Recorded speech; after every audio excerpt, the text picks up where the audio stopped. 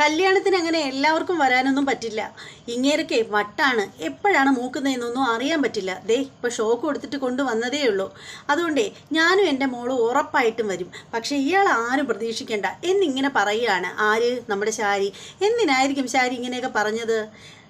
ആരോടായിരിക്കും ഇങ്ങനെയൊക്കെ പറഞ്ഞത് എന്നറിയാൻ നിങ്ങൾ എല്ലാവരും ആകാംക്ഷഭരിതരായിട്ട് ഇങ്ങനെ ഇരിക്കുകയാണ്. അത് പറയാനായിട്ട് റെഡി ആയിട്ട് ഞാനിങ്ങനെ ഇരിക്കുകയാണ്. അപ്പോൾ അതിന് മുമ്പായിട്ട് ആരെങ്കിലും നമ്മുടെ ചാനൽ സബ്സ്ക്രൈബ് ചെയ്യാതെ ഉണ്ടെങ്കിൽ എത്രയും പെട്ടെന്നൊന്ന് സബ്സ്ക്രൈബ് ചെയ്തോളൂ. അത് മാത്രമല്ല ബെല്ലൈക്കൺ കൂടി പ്രസ് ചെയ്യാനും മറക്കരുത്. അപ്പോൾ നമുക്ക് ഇന്നത്തെ എപ്പിസോഡിൻ്റെ റിവ്യൂവിലേക്ക് പോകാം. അങ്ങനെ നമ്മുടെ എന്താ പറയുന്നത്, നമ്മുടെ മനോഹരൻ ഇവരെ കണ്ടിട്ട് ഒളിച്ച് അകത്തേക്ക് പോയിരിക്കുകയാണ്. അപ്പോൾ ആ സമയത്തിന് നമ്മുടെ ശാരിയും സരയും ഇവർക്കൊപ്പം ഉണ്ട്. അപ്പോൾ ആ സമയത്തിന് പിന്നെ നമ്മുടെ ശാരിയും സരയും കൂടി വന്ന ശിവദാസൻ്റെ ഫാമിലിയുടെയും കൂടെ പറയുകയാണ്, എന്താ രാഹുലിന് വട്ടാണ് എന്നിങ്ങനെ പറയുകയാണ്. അപ്പോൾ രാഹുൽ പറയുകയാണ്, എന്നെ കണ്ട വട്ടാണെന്ന് തോന്നുന്നു. അത് പിന്നെ എല്ലാ വട്ടന്മാരും പറയുന്നത് ഇത് തന്നെയാണ്. അവർക്കങ്ങനെ എല്ലാ സമയത്തും അങ്ങനെ വട്ട് വരില്ലല്ലോ, അതുകൊണ്ടാണ് എന്നിങ്ങനെ പറയുകയാണ്. അപ്പോൾ അത് കേൾക്കുമ്പോഴത്തേക്ക് ദേഷ്യം വരികയാണ് രാഹുലിന്. അപ്പോൾ നമ്മുടെ ശാരിയോട് പറയുകയാണ്, ശിവദാസൻ പറയുകയാണ്, എന്തായാലും എൻ്റെ മോളുടെ കല്യാണം അടുത്ത മാസം 29-ാം തീയതിയാണ്, നിങ്ങൾ എല്ലാവരും വരണം. അപ്പോൾ ശാരി പറയുകയാണ്, അങ്ങനെ ഞങ്ങളെല്ലാവരും വരണമെന്ന് വെച്ചാൽ അത് നടക്കില്ല. ഇങ്ങേരെ കാര്യമുണ്ടല്ലോ പറയാനൊന്നും പറ്റില്ല. കാരണം എപ്പോഴാണ് ഇങ്ങേരൊക്കെ ഇങ്ങനെ ഇരിക്കുകയും ചെയ്യും, പെട്ടെന്ന് അങ്ങ് വട്ടിളവുകയും ചെയ്യും. അതുകൊണ്ട് ഞങ്ങൾ തന്നെ ഇവിടെ പേടിച്ചാണ് ജീവിക്കുന്നത്. വെട്ടുകത്തിയും പിച്ചാത്തിയൊക്കെ ഞാനെടുത്ത് ഒളിച്ചായിട്ടിരിക്കുന്നത്. അത്ര കഷ്ടമാണ് ഇങ്ങേരെ കാര്യം. അതുകൊണ്ട് ഇങ്ങേരെ കൊണ്ടുവരുന്ന കാര്യം പാടാണ്. ഞാനും എൻ്റെ മോളും മനുമോനും എന്തായാലും വരും എന്നിങ്ങനെ പറയുകയാണ്. ഇത് കേൾക്കുമ്പോൾ ബഹാസുരനാണെങ്കിൽ ദേഷ്യം വന്നിങ്ങനെ നിൽക്കുകയാണ്. അപ്പോൾ ആ സമയത്തിനാണെങ്കിലുണ്ടല്ലോ നമ്മുടെ മേഘനയുടെ അമ്മയല്ല, സോറി, നിഷയുടെ അമ്മ പറയുകയാണ്, മതി ഇനിയിപ്പോൾ എന്തായാലും നമുക്ക് പോവാം എന്ന് പറഞ്ഞിട്ട് അവർ മുന്നേ എണീക്കുകയാണ്. അങ്ങനെ നമ്മുടെ ശിവദാസനും മകളും അങ്ങോട്ട് പോവുകയാണ്. അപ്പോൾ ഇങ്ങനെ വാതിലിൽ നിന്ന് അങ്ങോട്ട് ഇറങ്ങുമ്പോഴത്തേക്കും നമ്മുടെ നിഷയുടെ അമ്മ ചോദിക്കുകയാണ്, നിങ്ങൾക്ക് ഇതിൻ്റെ വല്ല കാര്യമുണ്ടോ? ഈ ഭ്രാന്തന്മാരെയൊക്കെ കല്യാണത്തിന് വിളിച്ചാലുണ്ടല്ലോ, അവിടെ ചെന്നതിന് ശേഷം ഇങ്ങനെയൊക്കെ രോഗം വല്ലതും ഇളകി കഴിഞ്ഞാലുണ്ടല്ലോ കല്യാണം എല്ലാം അലുമ്പാവും. നിങ്ങൾക്ക് ഇതിൻ്റെ എന്ത് കാര്യമായിരുന്നു ഉണ്ടായിരുന്നത്? ഇവരുടെ അടുത്തൊക്കെ എന്തിനാ പറഞ്ഞത് എന്നൊക്കെ ഇങ്ങനെ ചോദിക്കുകയാണ്. അപ്പോൾ ശിവദാസൻ പറയണ, അത് എനിക്കറിയില്ലായിരുന്നല്ലോ, ഇവിടെ വന്നപ്പോഴല്ലേ അറിഞ്ഞത് ഇങ്ങനെയൊക്കെയുള്ള പ്രശ്നങ്ങളുണ്ടെന്ന് എന്നിങ്ങനെ പറയുകയാണ്. അതിനുശേഷം അവരുടെ കാറിൽ കയറി പോകാനായിട്ട് തുടങ്ങുകയാണ്. അപ്പോൾ ആ സമയത്തിന് നമ്മുടെ രാഹുൽ ചോദിക്കുകയാണ്, ശാരിയോട് ചോദിക്കുകയാണ്, നീ എന്തിനാ ശാരി അങ്ങനെ പറഞ്ഞത്? എനിക്ക് ഒരു കുഴപ്പമില്ലെന്ന് നിങ്ങൾക്ക് അറിഞ്ഞുകൂടെ? പിന്നെ നീ എന്തിനാ ഈ കാണുന്നവരോടൊക്കെ എനിക്ക് വട്ടാണെന്ന് പറയുന്നത്? അപ്പോൾ സരയു പറയണ, പിന്നെ പറയാതെ, അച്ഛന് വട്ടാണെന്നുള്ള കാര്യം നമുക്ക് എല്ലാവർക്കും അറിയാമല്ലോ. അതുകൊണ്ടല്ലേ അച്ഛൻ മനുവിനെ ഇങ്ങനെ കുറ്റം പറഞ്ഞുകൊണ്ടിരിക്കുന്നത്. പിന്നെ അത് പറഞ്ഞാൽ എന്താ കുഴപ്പം? അപ്പോൾ ഉടനെ രാഹുൽ പറയണം, എനിക്ക് വട്ടാണെന്ന് നീയൊക്കെ ഇപ്പം പറയും, പിന്നീടേ നിങ്ങളൊക്കെ അത് തിരുത്തി പറഞ്ഞോളും. അല്ല, നീ പറഞ്ഞില്ലേ മനോഹർ ഇവിടെ ഇല്ലെന്ന്? അവൻ മോളിലില്ലേടി? മനുവേട്ട മോളിലുണ്ട്. പിന്നെന്താ നീ കള്ളം പറഞ്ഞത്? മനുവേട്ട ഇപ്പം ഇങ്ങോട്ട് വരണ്ട, അതുകൊണ്ട് തന്നെ ഞാൻ കള്ളം പറഞ്ഞത്. അതെ, മനുവേട്ടനാണെങ്കിൽ നല്ലൊരു കാര്യത്തിനായിട്ട് പോവാൻ ഇറങ്ങിയതാണ്, ബിസിനസ്സിൻ്റെ കാര്യത്തിനെ. അപ്പോഴത്തേക്കാണ് നോക്കിയപ്പോൾ ഇവരൊക്കെ ഇവിടെ വന്നിരിക്കുന്നത് കണ്ടത്. മനുവേട്ടൻ്റെ സ്വഭാവം ഒരു പ്രത്യേകതരം സ്വഭാവമാണ്. മനുവേട്ടന് ഏത് നല്ല കാര്യത്തിന് പോകുന്നെങ്കിലും എൻ്റെ മുഖവും നാളികേരവും മാത്രം കണിയുണ്ടോണ്ടേ അദ്ദേഹം പോകത്തുള്ളൂ. അതുകൊണ്ട് നാളികേരം കാണാൻ പറ്റാത്തത് കൊണ്ടാണ് അവരവിടെ ഇരുന്നപ്പോൾ അവരെ കാണണ്ടെന്ന് കരുതിയിട്ട് അദ്ദേഹം കയറി അകത്ത് വന്നത്. അതും ഇപ്പോൾ അച്ഛൻ കുറ്റമാണല്ലേ കാണുന്നത് എന്ന് പറഞ്ഞിട്ട് സരയു ദേഷ്യപ്പെട്ട് അങ്ങ് കയറി പോവുകയാണ്. സരയെ പോയി കഴിയുമ്പോഴത്തേക്ക് രാഹുൽ പറയാണ്, നിങ്ങൾ അമ്മയും മോളും കൂടി ഇത് എന്ത് പുറപ്പാടില്ല ഇങ്ങനെയൊക്കെ പെരുമാറുന്നത്? വീട്ടിൽ വരുന്നവരടുത്തൊക്കെ ഇങ്ങനെ ആവശ്യമില്ലാതെ ഓരോരുത്തരടുത്തും ഇങ്ങനെ പറഞ്ഞുകൊണ്ടിരുന്നു കഴിഞ്ഞാൽ അവരൊക്കെ എന്നെപ്പറ്റി എന്ത് കരുതും? അപ്പോൾ ശാരി പറയണ്, നിങ്ങളെപ്പറ്റി എന്ത് കരുതിയാലും എനിക്കെന്താ? അല്ലെങ്കിൽ തന്നെ ഞാൻ നിങ്ങളെ വച്ചിട്ടുണ്ട്. നിങ്ങളെ ഉണ്ടല്ലോ കൊല്ലാനുള്ള കളിയാണ് എനിക്കുള്ളത്. നീ എന്തിനാ ശാരി ഇങ്ങനെ എന്നോട് എപ്പോഴും ദേഷ്യപ്പെടുന്നത്? ഇതിന് ഞാൻ എന്ത് തെറ്റാണ് നിങ്ങളോട് ചെയ്തത്? നിങ്ങൾ ചെയ്തതൊന്നും എന്നെക്കൊണ്ട് പറയിപ്പിക്കരുത് എന്നിങ്ങനെ പറയുകയാണ് ശാരി. അതിനുശേഷം ശാരി പറയാണ്, നിങ്ങളെ ഞാൻ കൊല്ലാതിരിക്കുന്നതുണ്ടല്ലോ എനിക്ക് ജയിലിൽ പോകാൻ വയ്യാത്തത് കൊണ്ടാണ്. ഞാനും എൻ്റെ മനുമോനും എൻ്റെ മോളും കൂടി അമേരിക്കയിൽ പോവും, നിങ്ങൾ കണ്ടോ? അതുകൊണ്ട് മാത്രമാണ് നിങ്ങളെ ഞാൻ സഹിക്കുന്നത് എന്നിങ്ങനെ പറയുകയാണ്. അപ്പോൾ രാഹുൽ ചോദിക്കുകയാണ്, നീ എന്തിനാ എല്ലാവരോടും ഇത് ഇങ്ങനെ പറയുന്നത്? അതെ, ഞാൻ പറയും, കാണുന്നവരടുത്ത് അത്രയും പറയും നിങ്ങൾക്ക് വട്ടാണ്. ഇനി നിങ്ങൾക്ക് വട്ടില്ലെങ്കിലും ഞാൻ വട്ടമുണ്ടെന്നേ പറയൂ എന്ന് പറഞ്ഞിട്ട് നല്ല കലിപ്പിൽ നമ്മുടെ ശാരി അങ്ങ് കയറി പോവുകയാണ്. അപ്പോഴും നമ്മുടെ രാഹുലാണെങ്കിൽ ഇങ്ങനെ നിൽക്കുകയാണ്. ഇവളെന്താ ഇങ്ങനെയൊക്കെ പറയുന്നത്, ഇതെന്താന്ന് പറഞ്ഞ് ഇങ്ങനെ ആലോചിച്ച് നിൽക്കുകയാണ്. അപ്പോഴത്തേക്കിനും കയറിപ്പോയ ശാരി തിരിച്ചിങ്ങ് വരികയാണ്. തിരിച്ചിങ്ങ് വന്നിട്ട് പറയണം, എടോ താൻ എന്താണ് ആലോചിച്ചുകൊണ്ട് നിൽക്കുന്നതെന്ന് എനിക്ക് നന്നായിട്ട് അറിയാം. മനുമോനെ പറ്റി എന്ത് കുറ്റം പറയണമെന്നല്ലേ താനിപ്പോൾ ആലോചിച്ചുകൊണ്ടിരിക്കുന്നത്? എടോ മനുഷ്യ, നിങ്ങളെ നാട്ടുകാർ മൊത്തം ബഹാസുരാന്നല്ലേ വിളിക്കുന്നത്? അങ്ങനെ വിളിച്ചാലുണ്ടല്ലോ ആ ബഹാസുരന് വരെ നാണക്കേടാ തന്നെ ഇങ്ങനെ വിളിച്ചാൽ എന്ന് പറഞ്ഞിട്ട് ശാരി ഒറ്റൊരു പോക്കങ്ങ് പോവുകയാണ്. അങ്ങനെ നമ്മുടെ ആകെ ഇങ്ങനെ വിഷമിച്ച് നിൽക്കുകയാണ് നമ്മുടെ രാഹുൽ. അതേസമയം ഉണ്ടല്ലോ നമ്മുടെ നിഷയും ശിവദാസനും ഭാര്യയും കൂടി കാറിൽ പോകുമ്പോഴത്തേക്ക് നോക്കുമ്പോൾ നമ്മുടെ കിരണിൻ്റെ വീട്ടിൻ്റെ മുന്നിൽ നമ്മുടെ മേഘനയെ കാണുകയാണ്. മേഘന കല്യാണിക്ക് ചായ കൊണ്ട് കൊടുക്കുന്നത് കാണുകയാണ്. അപ്പോൾ നമ്മുടെ ശിവദാസൻ പറയാണ്, ഇത് മേഘനയല്ലേ അത്, വണ്ടി ഒന്ന് നിർത്തേ എന്നിങ്ങനെ പറയുകയാണ്. അപ്പോൾ നിഷ ചോദിക്കണേ, എന്താ അച്ഛാ എന്തിനാ വണ്ടി ഇവിടെ നിർത്തിയത്? ദേ മോളവിടെ നിൽക്കുന്നു. എന്തായാലും അവളെ കണ്ട സ്ഥിതിക്ക് അവളെ ഒന്ന് കണ്ടിട്ട് വരാം. അപ്പോൾ ഉടനെ നിഷയുടെ അമ്മ പറയണേ, എന്തിനാ, അതിൻ്റെ ആവശ്യം എന്താ? നിങ്ങൾ വണ്ടിയിലിരിക്കും, നമുക്ക് പോവാം. അതെന്തായാലും പറ്റില്ല, എൻ്റെ മോളെ കണ്ട സ്ഥിതിക്ക് എനിക്ക് അവളോട് ഒരു വാക്ക് സംസാരിച്ചേ പറ്റൂ എന്ന് പറഞ്ഞിട്ട് നമ്മുടെ ശിവദാസൻ അങ്ങോട്ട് ഇറങ്ങിച്ചെല്ലുകയാണ്. അപ്പോൾ നമ്മുടെ മേഘനെ കാണുകയാണ് ശിവദാസനെ. അപ്പോൾ ശിവദാസൻ മുന്നിൽ നടന്നു വരുമ്പോഴത്തേക്ക് പിന്നാലെ നമ്മുടെ നിഷയും അമ്മയും കൂടി ചെല്ലുകയാണ്. അപ്പോൾ ആ സമയത്തിന് മേഘന ഓടി അച്ഛൻ്റെ അടുത്തേക്ക് വരികയാണ്. അപ്പോൾ അച്ഛൻ പറയാണ്, മോളെ നീ ഇവിടെയാണല്ലേ താമസിക്കുന്നത്? അതെ അച്ഛാ, നിനക്ക് സുഖമാണോ? അതെ. നീ കുറേ നാളായോ ഇവിടെ തന്നെ താമസിക്കാൻ തുടങ്ങിയിട്ട്?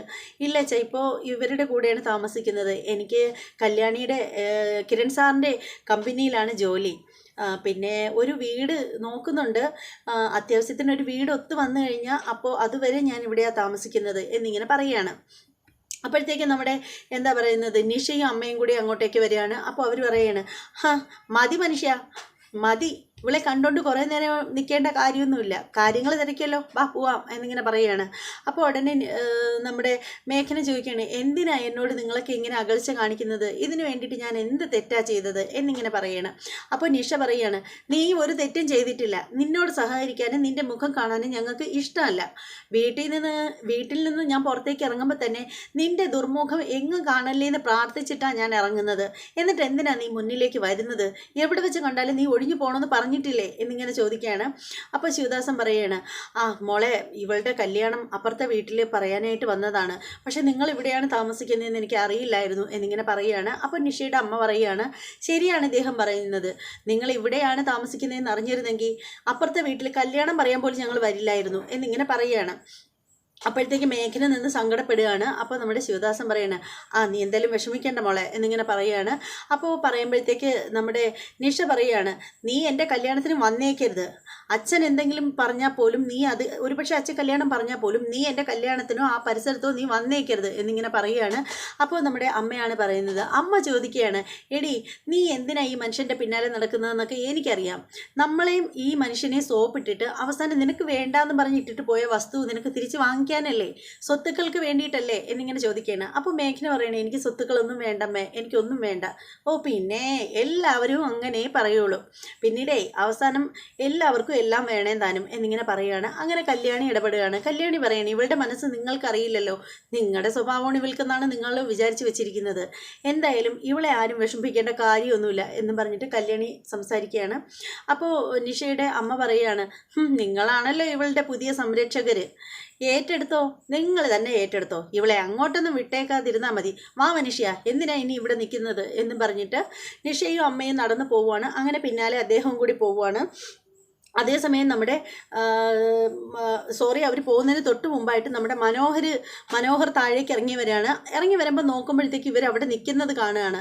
അപ്പോൾ അവരെ കാണുമ്പോഴത്തേക്ക് നമ്മുടെ മനോഹർ പെട്ടെന്ന്, അയ്യോ ഈ മാരണങ്ങൾ അവിടെ കയറിയോ എന്നറിയാതെ മനോഹർ ഇങ്ങനെ കതവിൻ്റെ മൂലയിൽ ഇങ്ങനെ പതുങ്ങി നിൽക്കുകയാണ്. അപ്പോൾ അങ്ങോട്ടേക്ക് വരികയാണ് നമ്മുടെ രാഹുൽ നോക്കുമ്പോഴത്തേക്ക് ഇങ്ങനെ പതുങ്ങി നിൽക്കുന്ന മനോഹറിനെ കാണുവാണ്. അപ്പോൾ ഇന്നാലെ ചെന്ന് ഇങ്ങനെ അങ്ങ് പിടിക്കുകയാണ്. അപ്പോൾ ഉടനെ പെട്ടെന്ന് തിരിഞ്ഞ് നോക്കുമ്പോൾ ഈ പുള്ളിക്കാരനെ രാഹുലിനെ കാണുകയാണ്. അപ്പോൾ തന്നെ മനോഹർ പറയണ, നിങ്ങളായിരുന്നോ, ഞാൻ പേടിച്ചു പോയി, ഞാൻ വിചാരിച്ചു മോളും ആണെന്ന്. അപ്പോൾ പറയണേ, എന്താടാ നിനക്ക് ഇവിടെ നീ എന്തിനാടാ ഇവിടെ പതുങ്ങി നിന്നത്, ആരെയാടാ നീ ഭയക്കുന്നത്, നീ അപ്പുറത്തെ വീട്ടിൽ നിൽക്കുന്ന ശിവദാസനെയൊക്കെ അറിയോ എന്നിങ്ങനെ ചോദിക്കുകയാണ്. അപ്പോൾ അപ്പോൾ നമ്മുടെ എന്താ പറയുന്ന അപ്പോൾ നമ്മുടെ മനോഹർ പറയുകയാണ്, അവരെ എനിക്കറിയില്ല, പക്ഷേ അവർക്കറിയാവുന്ന ചില ആളുകൾ എൻ്റെ ഫ്രണ്ട്സാണ്, അപ്പോൾ അതുകൊണ്ട് ഞാൻ മാറി നിന്നേ ഉള്ളൂ. എടാ നീ ഉരുണ്ട് കളിക്കാതെ നീ സത്യം പറയടാ. ഓ പിന്നെ നിങ്ങളെ പേടിച്ച് എന്തിനാ ഞാൻ ഉരുണ്ട് കളിക്കേണ്ട ആവശ്യം എന്താ? ഒന്ന് മിണ്ടാതിരിക്കുക താരേര ജാര എന്നിങ്ങനെ പറയുകയാണ്. അത് കേൾക്കുമ്പോൾ തന്നെ നമ്മുടെ രാഹുൽ പറയുകയാണ്, എടാ നീ ആരെ കാണേ ആരെ നോക്കേ എന്ത് വേണേലായിക്കോ, എന്തായാലും അതൊന്നും ഞാൻ ആരോടും കൊട്ടിഘോഷിക്കാനൊന്നും പോകുന്നില്ല. ഘോഷിക്കാതിരുന്നാൽ തനിക്ക് എന്നെ കൊള്ളാം എന്നിങ്ങനെ പറയുകയാണ് നമ്മുടെ മനോഹർ.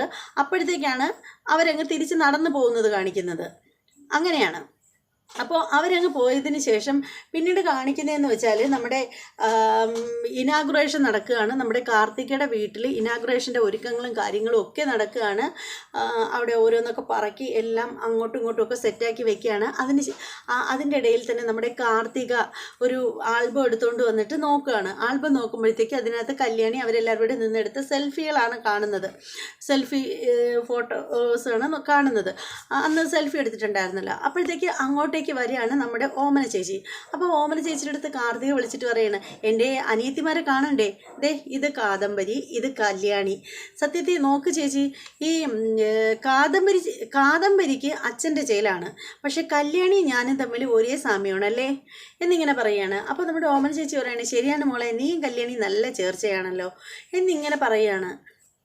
പിന്നെ അതിന് ശേഷമെന്ന് വെച്ചാൽ കാണിക്കുന്നതാണ് ഇനാഗുറേഷനാണ്. നമ്മുടെ കിരണുണ്ട്, അതുപോലെ തന്നെ കല്യാണിയുണ്ട്, കാദംബരിയുണ്ട്, നമ്മുടെ ലക്ഷ്മിയുണ്ട്, കാർത്തികയുടെ അമ്മ ലക്ഷ്മിയുണ്ട്, അതുപോലെ ഓമന ചേച്ചിയുണ്ട്, പിന്നെ നമ്മുടെ കിരണിൻ്റെ ഓഫീസിലെ 1-2 പേര്, ഹരിസാറും പിന്നെ വേറൊരാളും കൂടിയുണ്ട്. ഇവരെല്ലാവരും ഇത്ര പേര് മാത്രമാണ് നമ്മുടെ ഇനാഗുറേഷൻ ചടങ്ങിലുള്ളത്. അങ്ങനെ നമ്മുടെ ഫസ്റ്റ് നമ്മുടെ ഭദ്രദീപം തെളിയിക്കുന്നത് നമ്മുടെ ലക്ഷ്മിയാണ്. അതിനുശേഷം നമ്മുടെ കല്യാണിയെ കൊണ്ടാണ് തെളിയിപ്പിക്കുന്നത്, പിന്നെ കിരണിനെ കൊണ്ട് തെളിയിപ്പിക്കുന്നു, പിന്നെ നമ്മുടെ കാർത്തിക തെളിയിക്കുന്നു, കാദംബരിയെ കൊണ്ട് തെളിയിപ്പിക്കുന്നു, പിന്നെ അതിനുശേഷം നമ്മുടെ ഹരിസാറ്, അങ്ങനെ ഓരോരുത്തരായിട്ട് ഭദ്രദീപം തെളിയിക്കുന്നു. നാട മുറിക്കുന്നത് അമ്മയാണ്. അങ്ങനെ അതിനുശേഷം നമ്മുടെ കാർത്തിക എല്ലാവർക്കും ലഡു കൊടുക്കുകയാണ്, അങ്ങനെ മധുരം കൊടുക്കുകയാണ്, എല്ലാവരും ലഡു കഴിക്കുകയാണ്. അപ്പോൾ അതിനുശേഷം നമ്മുടെ നമ്മുടെ കാർത്തിക പറയണ, അമ്മേ ഇതാണ് കല്യാണി എന്നിങ്ങനെ പറയുകയാണ്. കല്യാണി കാണുമ്പോൾ തന്നെ ഭയങ്കര ഇഷ്ടമാവുകയാണ് നമ്മുടെ ലക്ഷ്മിക്ക്. ലക്ഷ്മി പറയണ, എനിക്ക് പരിചയപ്പെടുത്തി തന്നില്ലെങ്കിലും എനിക്ക് ഈ മോളെ കാണുമ്പോഴേ അറിയാം. എൻ്റെ ശരിക്കും പറയുകയാണെങ്കിൽ ഉണ്ടല്ലോ, എനിക്ക് നന്നായിട്ട് ഇവളെ കാണുമ്പോഴേ അറിയാം. കാരണം എൻ്റെ മോളെപ്പറ്റി നന്നായിട്ട് പറഞ്ഞു തന്നിട്ടുണ്ട് എനിക്ക്. അത് വെച്ചിട്ട് എനിക്ക് ഒറ്റ നോട്ടത്തിൽ കണ്ടപ്പോഴേ മോള് കല്യാണിയാണെന്ന് മനസ്സിലായിട്ടുണ്ടായിരുന്നു എന്നിങ്ങനെ പറയുകയാണ്. ഇതാണ് അമ്മ കല്യാണിയുടെ ചേച്ചി കാദംബരി എന്ന് പറഞ്ഞിട്ടാണ് കാദംബരിയെ പരിചയപ്പെടുത്തി കൊടുക്കുന്നത്. അപ്പോൾ കാദംബരി ചിരിക്കുകയാണ്, ഭയങ്കര സന്തോഷമായിട്ടിരിക്കുകയാണ് അവരെല്ലാവരും. അങ്ങനെ കാർത്തികയുടെ കൂടെ പറയുകയാണ് നമ്മുടെ കിരൺ പറയുകയാണ്, ഇനി നമുക്ക് അധിക സമയം നിൽക്കാനൊന്നും സമയമില്ല, കാരണം വർക്കുകൾ ഒരുപാട് ചെയ്യാനായിട്ടുണ്ട്, അതുകൊണ്ട് ഞങ്ങൾ പോകുന്നു എന്നിങ്ങനെ പറയുകയാണ്. അപ്പോൾ കാർത്തിക പറയണം, അതിന് കുഴപ്പമില്ല, എന്തായാലും ഇപ്പോൾ വരാൻ തോന്നിയല്ലോ, അത് തന്നെ വലിയ കാര്യം എന്നിങ്ങനെ പറയണം. കാരണം എന്താണെന്ന് വെച്ചാൽ ഇവർ ഇനാഗുറേഷൻ വെച്ചിരിക്കുന്നതെന്ന് പറഞ്ഞാൽ ബ്രാഹ്മ മുഹൂർത്ത സമയത്താണ്, 4 മണിക്കും 5 മണിക്കും ഇടയ്ക്കുള്ള ഒരു ടൈമിലാണ് വെച്ചിരിക്കുന്നത്. അതിനുശേഷം 10 മണിക്കാണ് എല്ലാവരും അറിയിച്ചിട്ടുള്ള ഒരു ഇനാഗുറേഷൻ ചടങ്ങ് വെച്ചിരിക്കുന്നത്. കാര്യം എന്താണെന്ന് വെച്ചാൽ പ്രകാശനൊക്കെ ഇവരെയൊക്കെ കാണാതിരിക്കാൻ വേണ്ടിയിട്ടാണ് അങ്ങനെ ചെയ്തു വെച്ചിരിക്കുന്നത്. അങ്ങനെ ഇനാഗുറേഷൻ കഴിഞ്ഞിട്ട് നമ്മുടെ കല്യാണിയും അവരെല്ലാവരും പോവുകയാണ്. അപ്പോൾ അവരെല്ലാവരും പോയി കഴിയുമ്പോഴത്തേക്ക് പിന്നെ നമ്മുടെ ദീപയാണ് കാണിക്കുന്നത്. ദീപ ഇങ്ങനെ സിറ്റ് ഔട്ടിൽ ഇങ്ങനെ പത്രം വായിച്ചുകൊണ്ടിരിക്കുകയാണ്. അപ്പോഴാണ് നമ്മുടെ കല്യാണിയും കിരണും അവരെല്ലാവരും കൂടെ കാദംബരി ഉണ്ട് അപ്പോൾ ചെല്ലുമ്പോഴത്തേക്ക് നമ്മുടെ ഇനാഗുറേഷൻ നടന്ന കാര്യങ്ങളൊക്കെ നമ്മുടെ നമ്മുടെ ദീപ ചോദിക്കുകയാണ്. അപ്പോൾ നമ്മുടെ കാദംബരി പറയുകയാണ്, അമ്മേ സത്യം പറഞ്ഞാലുണ്ടല്ലോ നല്ല ചടങ്ങായിരുന്നു. അവിടുത്തെ കാർത്തികയുടെ അമ്മയാണ് ശരിക്ക് പറയുകയാണെങ്കിൽ ഇതൊക്കെ ഉദ്ഘാടനം കാര്യങ്ങളും ഒക്കെ ചെയ്തത്. കാർത്തിക എന്ന് പറയുന്ന കുട്ടി ആള് ഭയങ്കര ബോൾഡാണ്. എന്നിട്ട് നമ്മുടെ കാദംബരി പറയാണ്, എനിക്ക് ചിലപ്പോഴൊക്കെ ചില ഭാഗങ്ങളിൽ നിന്ന് ഇങ്ങനെ നോക്കിക്കഴിഞ്ഞാൽ കല്യാണിയുടെ ഒരു ചേലുണ്ട് അവർക്ക് എന്നിങ്ങനെ പറയണം, പക്ഷേ നല്ല ഏജ്ഡാണ് ആള് എന്നിങ്ങനെ പറയണം. അപ്പോൾ കിരൺ പറയാണ്, എനിക്കും അതങ്ങനെ തോന്നാതിരുന്നില്ല, ചില ഭാഗങ്ങളൊക്കെ കാണുമ്പോൾ ശരിക്കും കല്യാണിയെ പോലെ തന്നെ, കല്യാണിയുടെ ലുക്ക് നന്നായിട്ടുണ്ട് എന്നിങ്ങനെ പറയുകയാണ്. അപ്പോൾ കല്യാണി പറയാണ്, അത് കിരണേട്ടിന് വെറുതെ തോന്നുന്നതായിരിക്കും എന്ന് പറയുമ്പോൾ അല്ല അങ്ങനെ അല്ല കല്യാണി എന്നിങ്ങനെ പറയുകയാണ്. അപ്പോൾ നമ്മുടെ കല്യാണി പറയാണ്, ശരിക്കും പറഞ്ഞാൽ ആ ചേച്ചി നല്ല ബോൾഡാണ് ആള് എന്നിങ്ങനെ പറയുകയാണ്. അപ്പോൾ അത് കേൾക്കുമ്പോഴത്തേക്ക് അത് കേൾക്കുമ്പോൾ കാദംബരി പറയുകയാണ്, അത് ആ ചേച്ചി മാത്രമല്ല, നീയും അത്യാവശ്യം നല്ല ബോൾഡാണ്, നീ പണ്ടത്തെ കണക്കൊന്നും അല്ല. ഇവൾ നന്നായിട്ട് മാറിയമ്മേ. പണ്ടാണെങ്കിൽ ആരെന്ത് പറഞ്ഞാലും ഒന്നും മിണ്ടാതെ ഇരിക്കുമായിരുന്നു. ഇപ്പോൾ ആ കല്യാണിയൊന്നും അല്ല, ഇപ്പോൾ നന്നായിട്ട് പ്രതികരിക്കും, അത് ആരുടെ കൂടെയാണെങ്കിലും. ശരിക്കും പറയുകയാണെങ്കിൽ അപ്പോൾ കിരൺ പറയുകയാണ്, ഇവൾക്കൊരു പേടിയുണ്ട്, ഇവളുടെ ശബ്ദം ഏത് നിമിഷം വേണമെങ്കിലും നിൽക്കാമെന്ന് ഡോക്ടർ പറഞ്ഞിട്ടുള്ളത് കൊണ്ട് ഇവൾക്ക് ആ ഒരു പേടിയുണ്ട്. അതുകൊണ്ട് അവൾക്ക് മാക്സിമം എത്രത്തോളം സംസാരിക്കാൻ പറ്റും അത്രത്തോളം സംസാരിക്കാനാണ് ഇവൾ ശ്രമിക്കുന്നത് എന്നിങ്ങനെ പറയുകയാണ്. അപ്പോൾ കല്യാണി പറയുകയാണ്, ആ ആ അതൊക്കെ ശരിയാണ് എന്നൊക്കെ പറഞ്ഞിട്ട് ഇങ്ങനെ നിൽക്കുകയാണ്. പിന്നെ കാണിക്കുന്നതെന്ന് പറഞ്ഞാൽ ഇനാഗുറേഷൻ ചടങ്ങ് നടന്ന ആ സ്ഥലത്ത് തന്നെ 10 മണിക്കുള്ള ഇനാഗുറേഷൻ ചടങ്ങുണ്ടല്ലോ, അതിന് ആ ഒരു ചടങ്ങിലേക്ക് നമ്മുടെ പ്രകാശൻ വരികയാണ്. പ്രകാശൻ അവിടുത്തെ ഡെക്കറേഷനൊക്കെ കണ്ടിട്ട് ഇങ്ങനെ കണ്ണും തള്ളി ഇങ്ങനെ നടക്കുകയാണ് പ്രകാശൻ. അപ്പോൾ നമ്മുടെ ലക്ഷ്മി അവിടെ നിന്ന് ഇങ്ങനെ ഗ്ലാസിൻ്റെ സൈഡിൽ കൂടെ നോക്കുമ്പോഴത്തേക്കും നമ്മുടെ പ്രകാശനെ കാണുകയാണ്. പ്രകാശനെ കണ്ടിട്ട് പുകയുടെ ജ്വാലയേറിയ കണ്ണുകളാലെ ഇങ്ങനെ ലക്ഷ്മി ഇങ്ങനെ നോക്കിക്കൊണ്ട് നിൽക്കുന്നത് കാണിച്ചിട്ട് എപ്പിസോഡ് തീരുകയാണ്. അങ്ങനെ ഇന്നത്തെ എപ്പിസോഡ് എല്ലാവർക്കും ഇഷ്ടപ്പെട്ടിട്ടുണ്ടാവും എന്ന് വിശ്വസിക്കുകയാണ്. നല്ലൊരു അടിപൊളി എപ്പിസോഡായിരുന്നു, സൂപ്പർ എപ്പിസോഡായിരുന്നു, എപ്പിസോഡ് പൊളിയായിരുന്നു. ഇനി റിവ്യൂവിൻ്റെ കാര്യം അതെന്താണെന്ന് വെച്ചാൽ നിങ്ങൾ കമൻറ്റ് ചെയ്യുക. അത് മാത്രമല്ല, സബ്സ്ക്രൈബ് ചെയ്യാത്തവരൊക്കെ ഉണ്ടെങ്കിൽ ഒന്ന് എത്രയും പെട്ടെന്ന് സബ്സ്ക്രൈബ് ചെയ്തേക്കുക, ലൈക്ക് ചെയ്യുക. ഇനി മറ്റൊരു എപ്പിസോഡിൻ്റെ റിവ്യൂവും പ്രൊമോ വീഡിയോയുമായിട്ടൊക്കെ ഞാൻ പെട്ടെന്ന് വരുന്നതായിരിക്കും. അതുവരെ എല്ലാവർക്കും ബായ്.